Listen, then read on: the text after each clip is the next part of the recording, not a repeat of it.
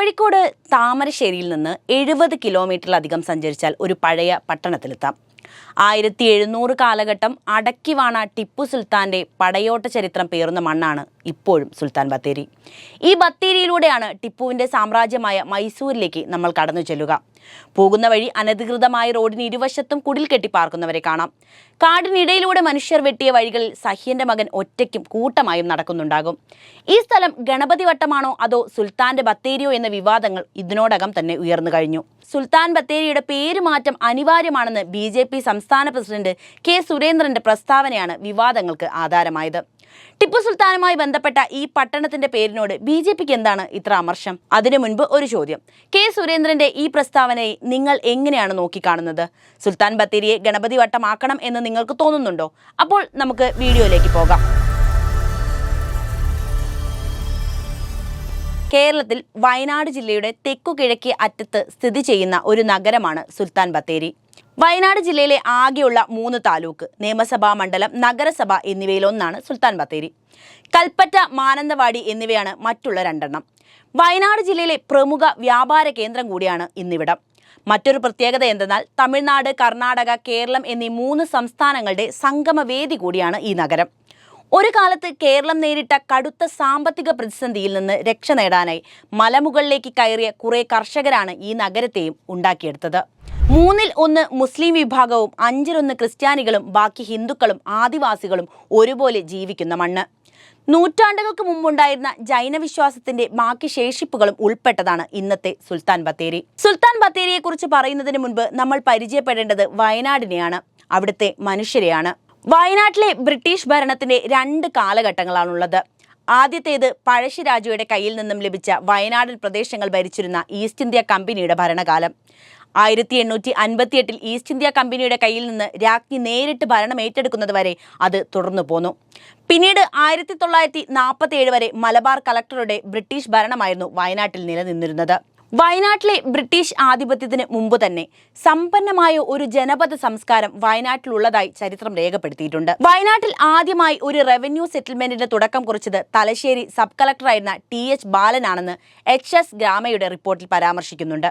ഗ്രാമയുടെ കാലത്ത് മുന്നാട്, മൂത്തൂർനാട്, ഇളങ്കൂർനാട്, നല്ലൂർനാട്, ഇടനാശങ്കൂർ, പോരന്നൂർ, കുറുമ്പാല, വയനാട്, നമ്പിക്കൊല്ലി, ഗണപതിവട്ടം എന്നീ ഡിവിഷനുകളാണ് ഉണ്ടായിരുന്നത്. ഭരണ സൗകര്യത്തിന് വേണ്ടി ഇവയെ പുതിയ അംശങ്ങളായി വിഭജിക്കുകയും ചെയ്തിരുന്നു.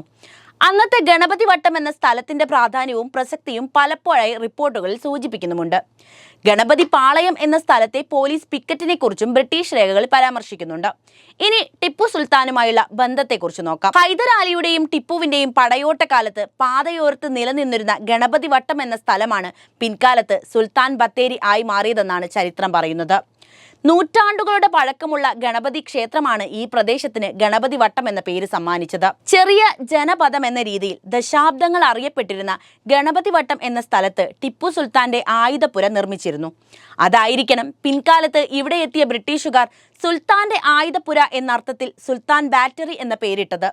പ്രസ്തുത കാലഘട്ടത്തിലെ ഒരു വാണിജ്യ കേന്ദ്രമായും മൈസൂരിലേക്കുള്ള പാതയിലെ ഒരിടത്താവളമായും വനഭൂമിക്കിടയിലെ ഈ നാട്ടുതുരുത്ത് അറിയപ്പെട്ടിരുന്നു. മധ്യകാലഘട്ടത്തിലെ നഗരങ്ങൾ വളർന്നു വന്ന രീതിയിലും 4 കൂടിയ വഴിക്ക് ചുറ്റുമായും പ്രധാന പാതയോരത്തായും ആരാധനാലയ കേന്ദ്രത്തിന് ചുറ്റുമായും ഗണപതിവട്ടം വളരുകയായിരുന്നു. 1934-ലാണ് കിടങ്ങനാട് പഞ്ചായത്ത് സ്ഥാപിക്കപ്പെടുന്നത്. മലബാർ ഡിസ്ട്രിക്ട് ബോർഡിന്റെ ഭരണത്തിൽ നിന്ന് ഗണപതിവട്ടം കിടങ്ങനാട് പഞ്ചായത്തിന്റെ ഭരണത്തിലേക്ക് മാറി. കിടങ്ങനാട് പഞ്ചായത്ത് വിഭജിച്ചാണ് 1968-ൽ സുൽത്താൻ ബത്തേരി പഞ്ചായത്തും രൂപീകരിക്കപ്പെട്ടത്. ഹിന്ദു, മുസ്ലിം, ക്രിസ്ത്യൻ ജനവിഭാഗങ്ങളുടെ ആഭിമുഖ്യത്തിൽ പുതിയ ആരാധനാ കേന്ദ്രങ്ങളും വിദ്യാഭ്യാസ സ്ഥാപനങ്ങളും പഞ്ചായത്തിന്റെ വിവിധ ഭാഗങ്ങളിൽ ഉയർന്നു വന്നു. സുൽത്താൻ ബത്തേരി സംസ്കാരങ്ങളുടെ സംഗമ ഭൂമിയായിരുന്നതിന് പഴയ ചരിത്രത്തിന്റെ സ്മാരകമായി നിലകൊള്ളുന്ന ഗണപതി ക്ഷേത്രവും ജൈന ആരാധനാലയ ക്ഷേത്രവും മലങ്കര പള്ളിയും ഉദാഹരണങ്ങളാണ്. തമിഴ്, കർണാടക, കുടഗ്രാമങ്ങളിലൂടെയായി മധ്യകാലം മുതലേ സുൽത്താൻ ബത്തേരിയും വയനാടിന്റെ ഇതര ഭാഗങ്ങളും ബന്ധം പുലർത്തിയിരുന്നതായി തെളിവുകളുണ്ട്. മധ്യകാല ജനപ്രയാണങ്ങളുടെ കഥ പറയുന്ന വീരക്കല്ലുകൾ, കാടിനുള്ളിൽ ചിതറിക്കിടക്കുന്ന പഴയ തടയണകളുടെ മാതൃകകൾ എല്ലാം സുൽത്താൻ ബത്തേരിയെ പ്രാചീന ചരിത്ര സംസ്കാരങ്ങളുടെ സംഗമ സ്ഥാനമെന്ന് വിളിക്കുന്നു. നവീന ശിലായുഗം മുതൽ ബത്തേരിയിൽ സമ്പന്നമായൊരു സംസ്കാരം ഊട്ടി വളർത്തിയത് ആദിവാസികളാണ്. ബ്രിട്ടീഷ് ഭരണവർഗവും കുടിയേറിയ ജനങ്ങളും സൈനിക സേവനത്തിനായി ജീവിതം ഉഴിഞ്ഞുവെച്ചതിന്റെ പ്രതിഫലമായി കിട്ടിയ മണ്ണിലേക്കെത്തിയ കോളനിക്കാരും ഉദ്യോഗസ്ഥ വർഗവും എല്ലാം ചേർന്നാണ് സുൽത്താൻ ബത്തേരിയുടെ ചരിത്രത്തെ പൂർണ്ണമാക്കുന്നത്. 20-ാം നൂറ്റാണ്ടിന്റെ ഉത്തരാർദ്ധത്തിൽ തന്നെ വിദ്യാഭ്യാസ പ്രവർത്തനങ്ങളുടെ ആദ്യ തുടിപ്പുകൾ ഈ മലയോര മേഖലയിൽ പ്രത്യക്ഷപ്പെട്ടു തുടങ്ങി. 1920-കളിലെ ശ്രമഫലമായി മലബാർ ഡിസ്ട്രിക്ട് ബോർഡിന് കീഴിൽ സുൽത്താൻ ബത്തേരിയിൽ ഒരു LP സ്കൂൾ ഉയർന്നു വന്നു.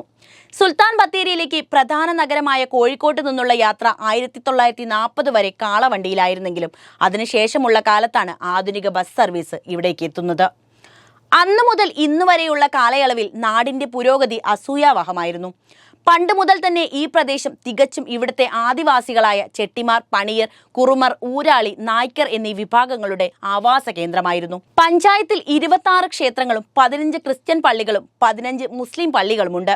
ഏകദേശം 2000 വർഷത്തിലേറെ പഴക്കം ചെന്ന ജൈന ക്ഷേത്രം സുൽത്താൻ ബത്തേരിയിൽ കാണാം.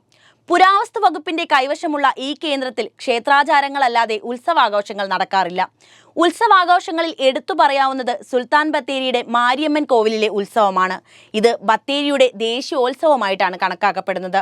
ഗണപതി വട്ടം എന്ന പേരിന് മുൻപ് ബത്തേരിക്ക് മറ്റു പേരുകൾ ഉണ്ടായിരുന്നുവെന്ന് ചരിത്രകാരന്മാർ പറയുന്നുണ്ട്. 10-ാം നൂറ്റാണ്ടിൽ ജൈനന്മാരുടെ കാലത്താണ് ബത്തേരി ജനവാസ കേന്ദ്രമായി മാറിയത്. അന്ന് ഹന്നരടു വീതി എന്നാണ് ബത്തേരി അറിയപ്പെട്ടിരുന്നത്. 12 ജൈന തെരുവുകൾ ഉണ്ടായിരുന്നതിനെ സൂചിപ്പിച്ചാണ് ഹന്നരടു വീതി എന്ന പേര് വന്നത്.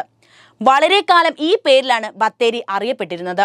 ഹൈന്ദവ വിശ്വാസികളായ ചെട്ടി സമുദായം ബത്തേരിയിൽ എത്തിയതോടെയാണ് ഗണപതി വട്ടം എന്നു പേര് വരുന്നത്. സുൽത്താൻ ബത്തേരി ഗണപതി വട്ടമാക്കണമെന്നാണല്ലോ ആവശ്യം.